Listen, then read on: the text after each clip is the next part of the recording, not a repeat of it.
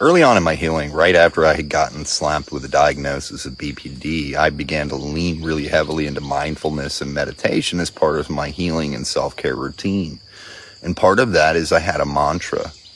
And I know how that sounds, like I'm about to hit you with some woo-woo affirmation, but I'm not. So my mantra was repeating in my head over and over again, "You stupid piece of shit," over and over again, quietly, and, sometimes under my breath, sometimes with a smirk. And yeah, I know that it probably doesn't make a lot of sense to anybody who hasn't lived in a brain like mine, but it worked.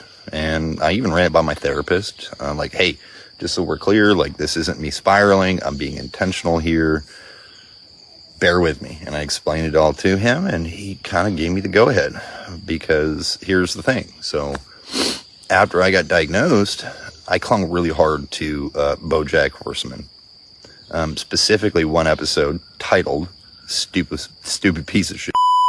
And if you know, BoJack wakes up, he's in a fog of dread, narrating this brutal inner monologue of ripping himself apart and blaming himself for everything, imagining things going wrong just so that he can prove himself right of how much of a stupid piece of shit he is. And I watched, and goddamn, dude, I felt like someone finally gets me. That's what it's like in here all the time. And so, yeah, I started using it. Not as self-hate or self-deprecation or punishment, but kind of an absurd grounding technique. Because every time I'd say it, it'd make me laugh. Like, seriously, am I modeling my identity off of a broken animated horse? And it was ridiculous and accurate, and it hurt like hell, but it reminded me how absurd that this brain can be and how far off track we can get with our own identity.